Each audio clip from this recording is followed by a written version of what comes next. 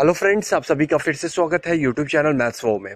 आज इस वीडियो में हम बात करने जा रहे हैं डिस्क्रिप्टिव राइटिंग से रिलेटेड। तो डिस्क्रिप्टिव राइटिंग जो है ये काफ़ी इंपॉर्टेंट सेक्शन बन चुका है काफ़ी सारे एग्जाम्स का, चाहे हम बैंकिंग सेक्टर की बात करें या फिर स्टाफ सिलेक्शन कमीशन एसएससी के एग्जाम्स के बारे में बात करें। आपका सीएचएसएल का एग्जाम हो या सीजीएल कंबाइंड ग्रेजुएट लेवल का एग्जाम हो या एमटीएस का एग्जाम हो, तो ये एक इम्पॉर्टेंट सेक्शन है जिसको कि आपको पास करना ही होता है। और आपको किसी न किसी तरीके से अपना राइटिंग स्किल्स को इम्प्रूव करना पड़ेगा ताकि आप अच्छा मार्क्स लाएं डिस्क्रिप्टिव पेपर में और आपका चांस बने कि आप फाइनल मेरिट में आपका नाम आए, आपका फाइनली सिलेक्शन हो पाए। तो इस वीडियो में हम बात करेंगे कैसे आप अपना राइटिंग स्किल्स को इम्प्रूव कर सकते हैं। तो एक एक करके हम पांचों पॉइंट्स पे ध्यान देंगे, तो आप इस वीडियो के साथ बने रहिएगा और इन सब चीज़ों को समझने की कोशिश कीजिएगा।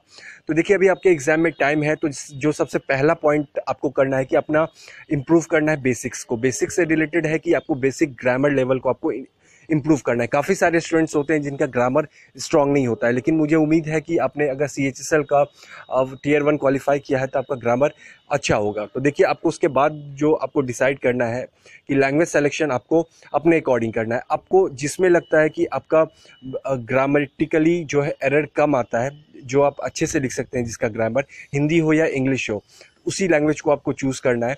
आपको दूसरे स्टूडेंट्स के बात पे या कहीं पे बात पे नहीं जाना है कि इंग्लिश में ज़्यादा मार्क्स मिलता है या हिंदी में ज़्यादा मार्क्स मिलता है। आपको ये देखना है कि आपका स्पेलिंग मिस्टेक्स किस में कम होता है, हिंदी हो या फिर इंग्लिश हो, आपका हैंड राइटिंग किस में अच्छा होता है, हिंदी हो या इंग्लिश हो, तो उसी लैंग्वेज को आपको चूज़ करना है और थोड़ा ग्रामर पे आपको ध्यान देना है।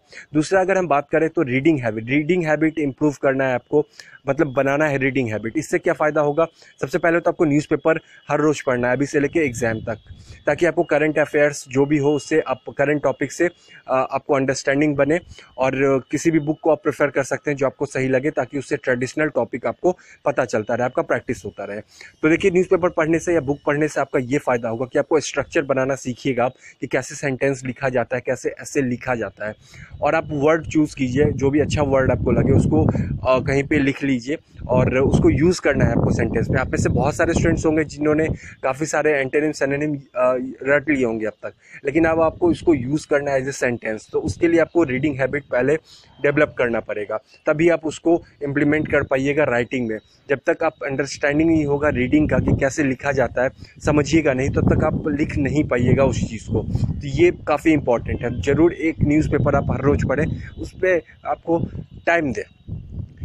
2 घंटे भी लगे तो कोई बात नहीं, लेकिन आप अच्छे से एक न्यूज़पेपर को पढ़िए।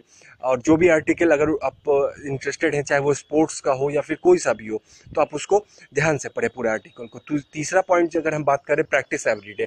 कम से कम 3 से 4 आपको ऐसे लेटर जो भी आप प्रैक्टिस करना चाहते हैं उसको आप हर रोज़ लिखें, ठीक है? इतना आपको करना है। 3 से 4 आपको कम से कम प्रैक्टिस करना है हर रोज़। न्यूज़पेपर पढ़ने के बाद 2 घंटे न्यूज़पेपर पढ़ने के बाद आपको 3 से 4 जो है हर रोज़ प्रैक्टिस करना है। और अगर कोई एरर आपको लगता है तो फिर से उसको आप रेक्टिफाई कीजिए और कोशिश कीजिए कि किसी फ्रेंड्स या किसी टीचर के अंडर आप उसको चेक करवा लें, ताकि आपको पता चले कि क्या आप स्ट्रक्चर गलत कर रहे हैं। अगर आपको परेशानी है तो आप मुझे भी मेल कर सकते हैं अपना आर्टिकल, या व्हाट्सएप कर सकते हैं। आप कमेंट कीजिएगा तो मैं आपको व्हाट्सएप नंबर दे दूंगा। तो ये आपको करना है, प्रैक्टिस करना है हर रोज़। न्यूज़पेपर पढ़ने के अलावा आपको 3 से 4 कम से कम आर्टिकल लिखना है और किसी भी बुक को फॉलो कीजिए ताकि ट्रेडिशनल टॉपिक आपको पता चलता रहे। जैसे ही आप प्रैक्टिस करते हैं, कोई भी आप बात सपोज करते हैं आप किसी भी टॉपिक पे आज लिख रहे हैं, तो आपको ये ध्यान होना चाहिए कि उसका बेसिक्स आपको पता होना चाहिए। एग्जाम में आपको ऑप्शन मिलेंगे, तो आपको ऐसा चूज़ कीजिएगा टॉपिक जो भी आप लिख रहे हो जिसका बेसिक्स आपको पता हो। जैसे ही आपको बेसिक्स पता होगा तो एक आप आउटलाइन तैयार कर लीजिए अपने दिमाग में कि आपको क्या लिखना है उससे रिलेटेड। तो उसके बाद आप इम्प्लीमेंट उसको अच्छे से कर पाइएगा। अगर दिमाग में किसी चीज़ को आप सोच लीजिएगा पहले, तो आप उसको इम्प्लीमेंट लिख पाइएगा अच्छे से। आप खुद प्रैक्टिस कीजिए, देखिए आप प्रैक्टिस करते करते एग्जाम तक आपका परफेक्ट हो जाइएगा लिखने में। जो मैं अब 5 पॉइंट बता रहा हूँ उसको आपको ध्यान रखना है बस, तो आप परफेक्ट हो जाइएगा अपने एग्जाम तक। जो 5 पॉइंट मैं बता रहा हूँ उसको फॉलो कीजिए और स्ट्रिक्टली फॉलो कीजिए। उसके बाद जब आप अपना प्रैक्टिस करते हैं, तो अभी से आपको प्रैक्टिस ये बनाना पड़ेगा कि सिंपल लैंग्वेज का आपको यूज़ करना है, ज़्यादा कॉम्प्लिकेटेड लैंग्वेज यूज़ ना करें और टू द पॉइंट रहें।